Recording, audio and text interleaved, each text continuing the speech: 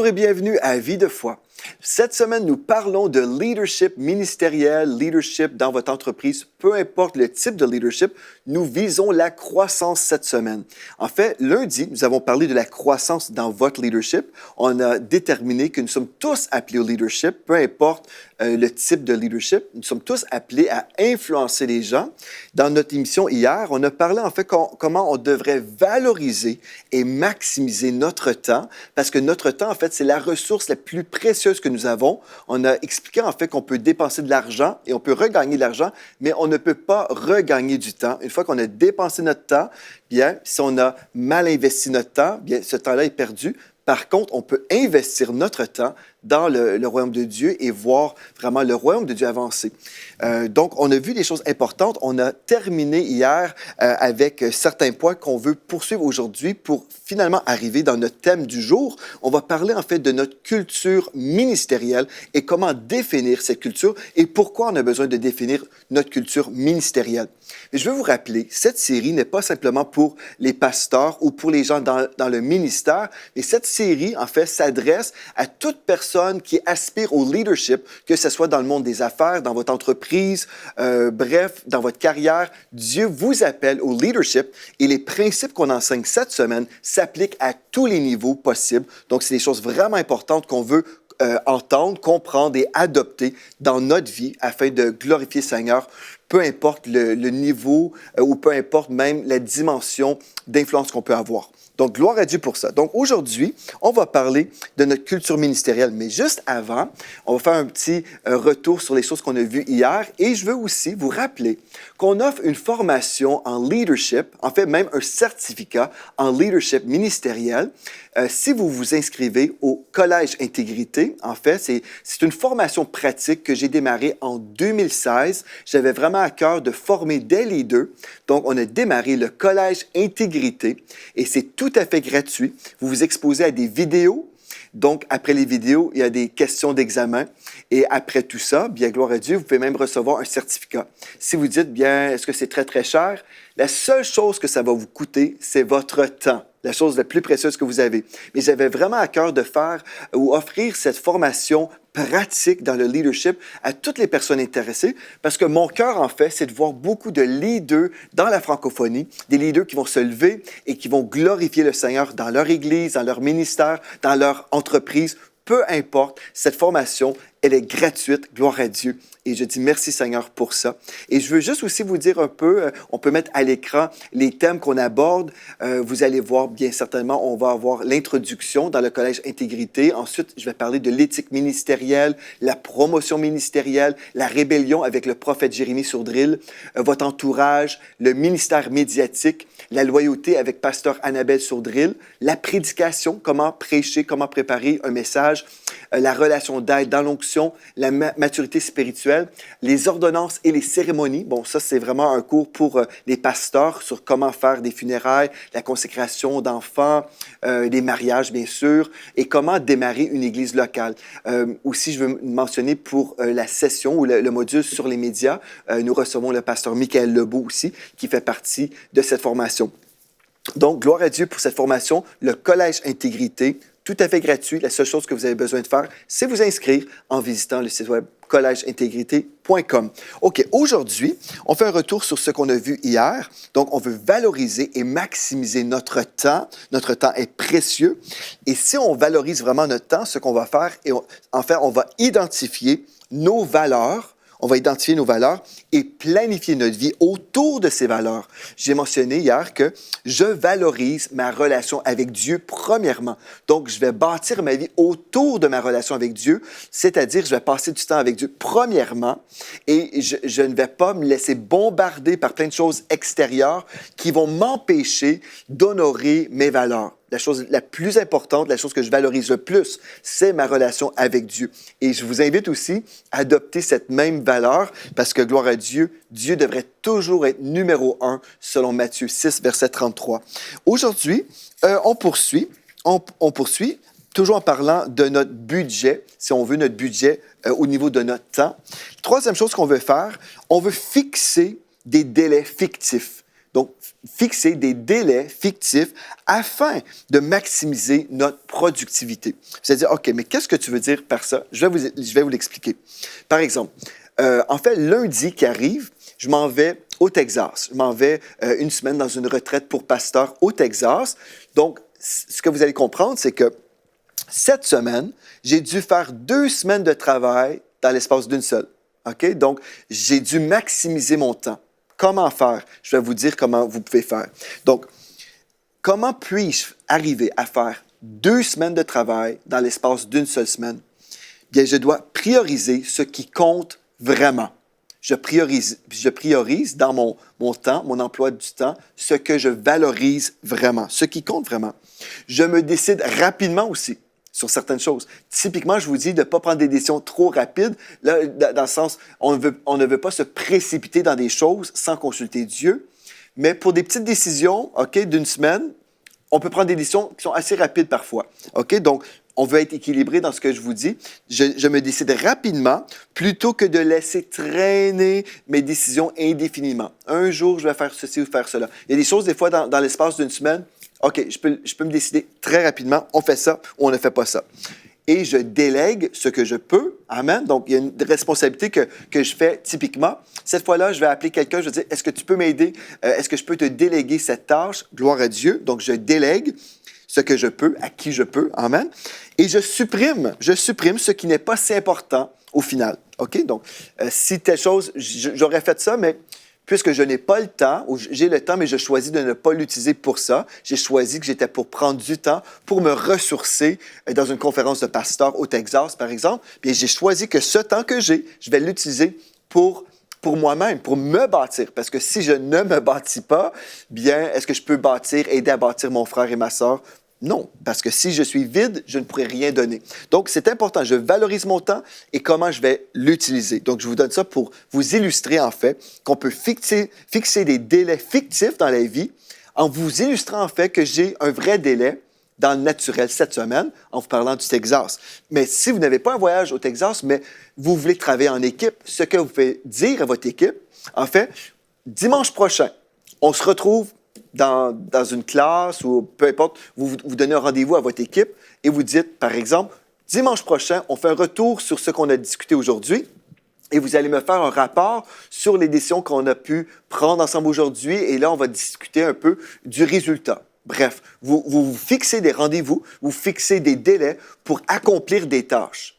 Parce que sinon, si on ne fixe pas de délai, c'est un délai fictif parce qu'il n'y a personne qui attend forcément pour tel résultat. Mais si on ne fixe pas de délai, bien, nous pouvons attendre indéfiniment et ne jamais rien accomplir. Donc, comme style de vie, on peut se fixer des délais. Le fait de fixer des délais fictifs m'oblige à prendre des décisions plus rapidement en général.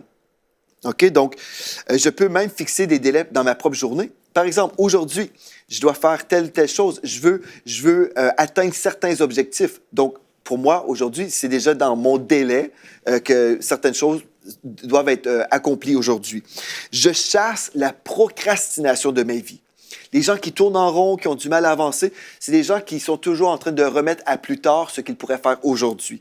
On a tellement un bon sentiment quand on accomplit, en fait, ce qu'on peut accomplir aujourd'hui. Donc, on a plein de choses sur notre bureau. On peut passer à travers certaines choses. On dit non, aujourd'hui, je vais attaquer des factures. Aujourd'hui, je vais attaquer l'administration de tel département. OK, je vais gérer ça.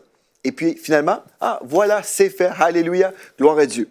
Plutôt que de dire, OK, je vais faire ça plus tard. Et finalement, le plus tard n'arrive jamais.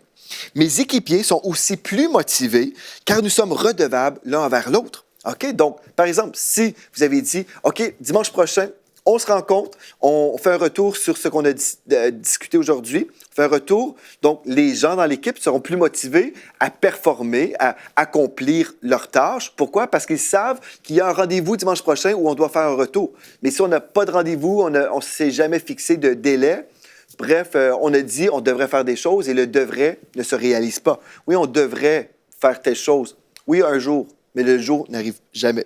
Je suis personnellement aussi moins épuisé dans mon travail car j'ai supprimé le superflu et beaucoup de distractions inutiles. Donc, personnellement, je peux être moins épuisé parce qu'au lieu de faire plein de petites choses, j'ai vraiment trié. J'ai pris des décisions peut-être rapide, j'ai délégué, alléluia, et puis j'avance. Donc, ça, c'est ma troisième chose. Fixez-vous des délais fictifs afin de maximiser votre productivité. Et finalement, déléguer. Déléguer. Mon quatrième point, déléguer. Déléguer des tâches pendant un temps. OK, des tâches pendant un temps. Je vais déléguer certaines tâches. Pourrais-tu faire ceci, cela pour moi dans le ministère ou dans l'entreprise, peu importe votre milieu d'influence? Vous donnez des tâches, OK? Vous déléguez des tâches. Mais après un certain moment, si vous avez vu que la personne était digne de confiance, là, vous pourrez déléguer une autorité. On parle d'une autorité déléguée. C'est quoi la différence? Bien, une tâche, la personne va au magasin. Je lui dis, s'il te plaît, va acheter du papier au magasin. La personne le fait. Vous voyez que la personne est fidèle, elle est digne de confiance. Plus tard, vous lui remettez le département de l'administration, admettons. Et là, cette personne va gérer l'achat du papier, des stylos, des crayons, des ciseaux, bref. Cette personne va être en charge de l'approvisionnement de tout ce qu'on a besoin à l'Église au niveau de la papeterie, par exemple. OK? Donc, c'est une chose comme ça. Donc, déléguer des tâches pendant un temps, découvrez qui sont les personnes dignes de confiance. Investissez-vous à fond dans ces personnes et transmettez votre ADN spirituel afin que ces personnes puissent connaître votre cœur et afin qu'elles puissent bien vous représenter. Si vous avez passé du temps avec la personne, elle va savoir comment répondre à votre place, elle va savoir comment bien vous représenter et dire « OK, je sais que le pasteur voudrait qu'on fasse telle chose de telle façon. » Et puis, elle va respecter votre ADN spirituel dans l'exercice de son ministère ou dans l'exercice de sa fonction dans votre entreprise. OK? Donc, vous avez délégué des tâches, ensuite délégué de l'autorité. Une autorité déléguée, par exemple. Donc, si je n'accorde à aucune personne une autorité, bien, je vais juste avoir des exécuteurs de tâches et jamais des leaders. Et je ne veux pas ça. Je vais avoir des leaders dans mon entourage, donc je vais devoir faire confiance aux gens qui m'entourent. Amen. Donc, c'est des choses importantes que vous pouvez revoir dans votre propre vie pour bien gérer votre temps. Amen. Bon, là, puisque vous avez votre temps bien organisé pour les choses que vous voulez faire dans votre ministère, dans votre entreprise, là, vous devez définir votre ministère ou votre entreprise. Vous devez définir, en fait, qui vous êtes, votre culture. Vous avez absolument besoin de définir votre culture. Je vous explique ce que je veux dire. Parce que bien, si on parle de culture, je vais premièrement vous définir ou vous offrir la définition qu'on retrouve dans le dictionnaire Webster en anglais, traduit en français. Donc, une culture, c'est l'ensemble des attitudes, des valeurs, des objectifs et des pratiques partagées qui caractérisent une institution ou une organisation. Donc, on parle ici des attitudes, des valeurs, tout ce qui nous décrit en fait comme groupe. Si nous sommes une église, nous sommes une famille spirituelle. Donc, nous, on ne parle pas d'une organisation comme telle, mais plutôt une famille spirituelle. Donc, mon cœur en tant que berger, mon désir, c'est que les gens de l'extérieur puissent voir notre famille spirituelle comme étant une famille aimante, que les gens puissent voir l'amour de Christ qui règne parmi nous entre les frères et les sœurs, que les gens de l'extérieur qui voient, par exemple, des ministres de l'Évangile qui sont avec nous, qui puissent voir ces gens-là, bien, ils travaillent ensemble dans l'amour, dans l'unité. Amen, c'est vraiment mon désir. Donc, la culture du royaume, c'est l'amour, c'est l'honneur, toutes ces belles choses-là. Et non seulement je veux avoir la connaissance que, oui, c'est la culture du royaume, mais je veux vivre cette culture dans mon ministère. Donc, par exemple, Jean 13, 35 nous dit, Jean chapitre 13, verset 35 nous dit, dans la version Sommeur, à ceux-ci, tous reconnaîtront que vous êtes mes disciples à l'amour que vous aurez les uns pour les autres. Donc, c'est la culture du ciel et c'est la culture que je veux avoir dans mon ministère. Donc, on va se dire, mais pourquoi on veut vraiment définir notre culture en tant qu'Église ou notre culture en tant qu'entreprise? Pourquoi, là? Pourquoi on a besoin de faire ça? En fait, notre culture implique notre vision, certainement. Notre culture ministérielle nous inspire, nous motive et nous pousse à l'action. Si je connais notre culture, nous sommes une église de foi, par exemple. Nous sommes une église du message de la foi, du plein évangile. Nous croyons dans les miracles, nous croyons dans le surnaturel. Nous croyons que Dieu guérit, restaure des vies. Alléluia. Nous avons cette culture, vraiment une culture charismatique. OK? Nous sommes dans la foi ensemble. Bien, puisque nous sommes ensemble en équipe, nous travaillons dans cette même direction-là. Donc, on peut organiser une conférence parce que dans notre culture, on valorise une conférence, par exemple, prophétique. On valorise une conférence sur le message de la foi, par exemple, parce que nous avons une culture, nous avons un ADN spirituel. OK? Ça, c'est très important. Récemment, je parlais avec un homme de Dieu, un jeune pasteur stagiaire dans une autre nation. Et puis, j'avais une rencontre avec lui via vidéo, un petit FaceTime. Et puis, on me posait des questions sur comment gérer certaines choses, certains dons du Saint-Esprit, par exemple, dans une réunion. Et puis, là, je pouvais répondre tout simplement comment moi je travaille, mais j'ai posé des questions pour découvrir en fait l'ADN spirituel de la personne. La personne me disait, je ne suis pas vraiment convaincu que tous ont le don des langues, par exemple. Donc, j'ai dû clarifier des choses à ce niveau-là concernant le baptême du Saint-Esprit et l'exercice des langues en public. J'ai expliqué certaines choses théologiques pour arriver à une conclusion, en fait, que la personne avait besoin de recevoir sa propre révélation concernant les dons spirituels. Donc, si je disais simplement comment faire et comment moi je fais, bien, ce n'est pas ça la réponse. C'est premièrement, il faut connaître notre propre ADN spirituel. Donc, j'ai dit, est-ce que ton église, ton assemblée sera une église charismatique ou non? Si tu ne crois pas, par exemple, dans l'exercice du parler en d'autres langues dans une réunion, bien, cela va vraiment donner une orientation totale à ton église, au culte que vous aurez dans votre église. Donc, l'ADN, la définition de votre culture, va vous aider à déterminer comment vous allez faire les choses. Ça fait du sens, n'est-ce pas? Et cette culture-là, elle n'est pas simplement pour l'Église, elle peut aussi impacter une entreprise. Par exemple, on parle d'un restaurant. Vous pouvez ouvrir un restaurant. Vous faites des hamburgers, admettons. Bien, vous allez dire, bien, notre valeur, ce que nous valorisons, c'est l'argent. On veut faire de l'argent. C'est pour ça que nous sommes là. Nous faisons des hamburgers pour faire de l'argent. Bon, c'est peut-être une des choses que vous visez, certainement. Si vous avez une entreprise, vous souhaitez faire de la vente, hein, n'est-ce pas? C'est une certitude. Mais peut-être vous avez d'autres objectifs, vous avez d'autres valeurs. Peut-être vous dites, bien en fait, moi, je veux que les gens arrivent dans notre restaurant et qu'ils se sentent à la maison. C'est vraiment une chose, je valorise le sentiment de la maison. Par exemple, je veux que les enfants puissent avoir du bon temps dans notre entreprise. Je veux en fait même créer un petit parc. Vous savez, il y a des restaurants qui font des hamburgers, je ne dirais pas de nom pour ne pas faire de publicité, mais ici en Amérique du Nord, dans ces restos, il y a un parc où les enfants peuvent aller s'amuser. Les parents peuvent manger leur hamburger, discuter, prendre un petit café. Et les enfants, pendant ce temps-là, après leur repas, leur joyeux festin, comme on dit ici au Québec, bien, ces jeunes vont s'amuser et vont avoir du plaisir. Pourquoi? Parce que l'entreprise vise une certaine culture, ou cette entreprise a une culture. On veut que les enfants trouvent notre restaurant attirant. On veut que les enfants passent du bon temps. Vous allez dire, oui, mais c'est parce qu'ils veulent faire de l'argent, parce qu'ils veulent que les parents reviennent avec les enfants qui veulent venir jouer. C'est vrai.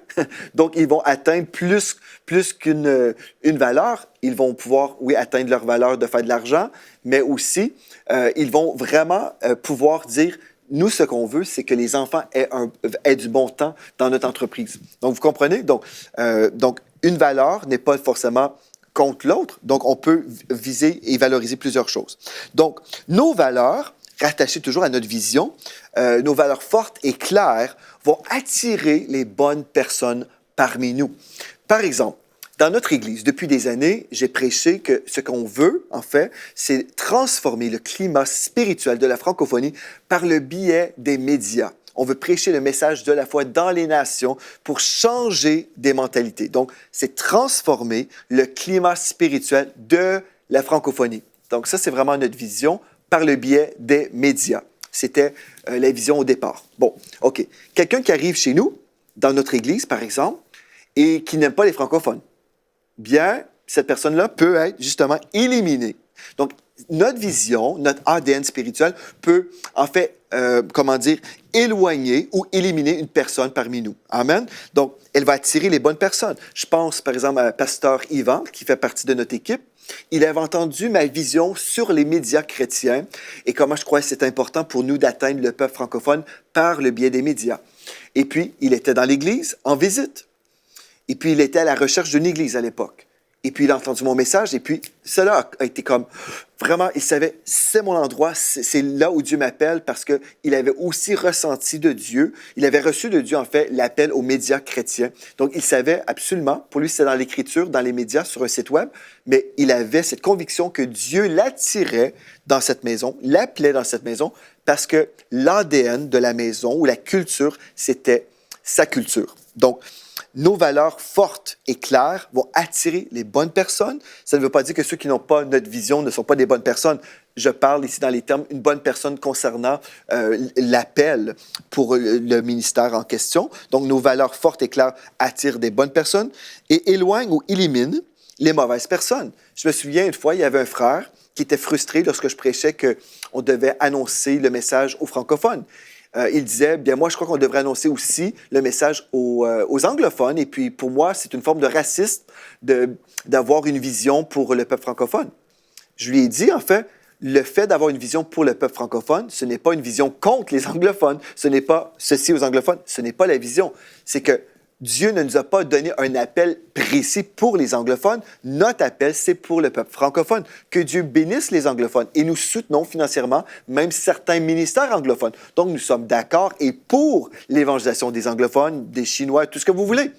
Mais notre vision première, c'est celle de la francophonie. Donc, pour lui, c'était vraiment c'était une forme de discrimination. J'ai parlé avec lui, je lui ai expliqué, il a gardé sa façon de voir les choses et il a quitté notre Église, que Dieu le bénisse. Amen. Mais c'est une chose très importante. En fait, c'était illégitime pour lui d'être contre notre vision parce que depuis la première réunion de notre Église, c'était la vision de l'Église. Donc, s'il fréquentait notre Église depuis un bon moment, il aurait dû lire la vision de l'Église avant même de venir nous visiter. Vous comprenez? Donc, la vision et nos valeurs qui sont vraiment présentées d'une façon forte et claire vont attirer ou repousser. Et aussi, ça va inspirer un soutien des bonnes œuvres. Quand nous sommes ensemble dans une vision, bien, l'esprit d'équipe va être solidifié et on va travailler ensemble pour une vision précise. Amen? Parce qu'on est tous d'accord. On peut aussi avoir le désir, par exemple, d'intégrer une nouvelle vision. Comme dans notre Église, on a eu à cœur le travail dans le monde défavorisé, si on veut. Donc, on a commencé à travailler dans des œuvres humanitaires. OK? Donc, on a eu une vision qui venait certainement aussi appuyer la première vision. Et puis, on pouvait recevoir de Dieu d'autres façons qu'on pouvait atteindre des gens et même d'autres peuples. Amen. Sans oublier notre vision première. Et je me souviens en fait qu'une personne dans notre équipe avait reçu de Dieu un vrai mandat. En fait, à 2 reprises, un vrai mandat de Dieu. Et puisque nous sommes ensemble dans ces mêmes valeurs, on peut appuyer les mêmes projets. Donc, pour bien définir notre culture, nous devons premièrement définir nos valeurs. Nous devons définir nos valeurs. Comme je vous ai illustré, ce jeune pasteur devait définir, il doit aujourd'hui faire des études, s'exposer aux enseignements que je lui ai recommandés concernant les dons spirituels. Donc, il doit définir qui suis-je et qu'est-ce que Dieu m'appelle à faire dans mon ministère. Est-ce que nous allons avoir une église charismatique ou non? Charismatique ou cessationniste? Donc, s'il dit, finalement, je vais être pasteur d'une église charismatique, pentecôtisante, si on veut, bien, gloire à Dieu, il va découvrir son ADN et puis il va pouvoir influencer toute l'Église dans cette direction-là. Bon, pour bien définir notre culture, on doit vraiment s'examiner honnêtement. On va examiner honnêtement nos œuvres qui devraient révéler nos valeurs. Par exemple, si nous disons, nous, dans notre Église ou dans notre entreprise, nous valorisons vraiment l'entraide, nous valorisons les pauvres, nous valorisons les orphelins. OK, vous avez une entreprise et vous dites, en fait, nous ici, là, on veut vraiment aller au-delà de notre commerce. On veut vraiment aider notre prochain à l'extérieur. On veut, par exemple, vous avez un restaurant, vous voulez offrir des cafés gratuits, des sandwichs. Bref, vous avez une vision. Bon, c'est très bien dire ces choses-là. C'est bien d'avoir un discours. Maintenant, qu'est-ce que nos œuvres actuelles révèlent sur nous et sur nos valeurs? Qu'est-ce que nos œuvres actuelles révèlent sur nous et sur nos valeurs? Si vous dites, bien, nous aimons les pauvres, est-ce qu'on peut voir, OK, bon, cette entreprise fait quelque chose pour les pauvres? Dans votre Église, si vous dites, nous aimons les orphelins, OK, mais qu'est-ce que vous faites tangiblement pour les orphelins? Avez-vous ouvert une orphelinat? Ou peut-être, est-ce que vous soutenez des missionnaires? Est-ce que vous envoyez de l'argent? Est-ce que vous achetez des vêtements pour les défavorisés? Bref, est-ce que vos œuvres révèlent vos valeurs? Si vos œuvres ne révèlent pas vos valeurs, est-ce que vous avez vraiment ces valeurs ancrées en vous? Parce que, évidemment, s'il n'y a rien qui se produit, ceci veut dire que les valeurs ne sont pas mises en priorité.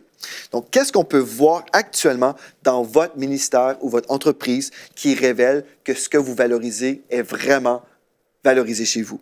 OK? Donc, comprenez une chose, je vais ouvrir une parenthèse. En fait, chaque famille, chaque entreprise, chaque organisation, chaque ministère a des valeurs. Amen? On a tous des valeurs. Nous avons tous des valeurs, mais elles ne sont pas forcément parlées ou écrites. OK? Donc, mais au final, on peut voir ce qu'un ministère valorise par sa vie. Par exemple, quelqu'un arrive chez nous, les gens vont savoir, on valorise les médias, par exemple. On peut aller dans une autre église et on va voir dans cette église, ils font des réunions sous chapiteau. OK? Donc, on peut voir, eux, ils valorisent l'évangélisation sous chapiteau. Ils valorisent ça. Une autre église, ils donnent des repas aux personnes démunies dans la ville. Bien, on peut voir par leurs œuvres, en fait, ce qu'ils valorisent véritablement. Est-ce que nos valeurs sont prouvées par nos actions? Donc, vous pouvez vous poser la question, notre culture, notre ADN spirituel, est-ce que nos valeurs aujourd'hui sont prouvées par nos actions? Et là, pour dire, OK, mais comment ça, on ne fait pas ceci ou cela? Bien là, on doit maintenant pas juste examiner nos œuvres, mais examiner aussi nos leaders. Je ne dis pas que vous devez examiner les leaders au-dessus de vous, mais vous examinez en tant que leader. Pourquoi? Parce qu'un leader va diriger des gens. OK? Donc, en gros, nos croyances devraient définir notre culture. Donc, on va s'examiner en tant que leader. Tout comme je vous ai illustré, le jeune pasteur, il devait s'examiner en tant que leader pour savoir comment est-ce que je vais diriger les gens. Donc, cette réponse détermine en fait qui je suis en tant que leader. Ma réponse va déterminer ce que je vais produire et comment je vais diriger les gens.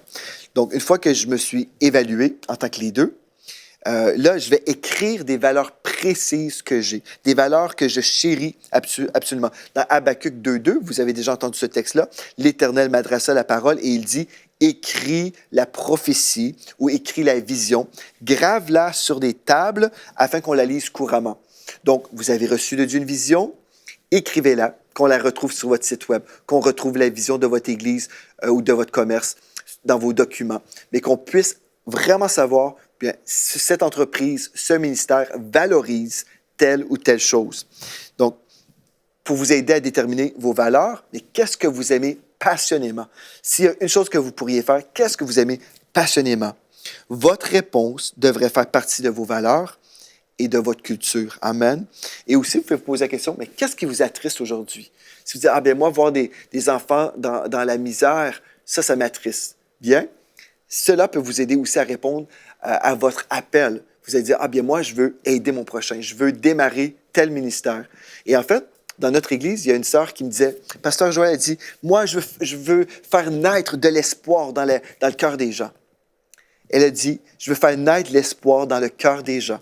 Bien, c'était le slogan. Je l'ai entendu, j'ai dit, voilà le slogan, voilà la mission de Mission Caraïbes, par exemple. On a démarré un ministère pour aider les démunis, mais c'était sa bouche qui a parlé de l'abondance de son cœur. Gloire à Dieu, on a démarré un ministère à partir de son ADN spirituel, son désir d'aider son prochain. Donc, on va poursuivre dans cette étude sur le leadership demain. Merci d'avoir été là. Gloire à Dieu. On avance tranquillement, mais certainement. Et d'ici à demain, soyez richement bénis.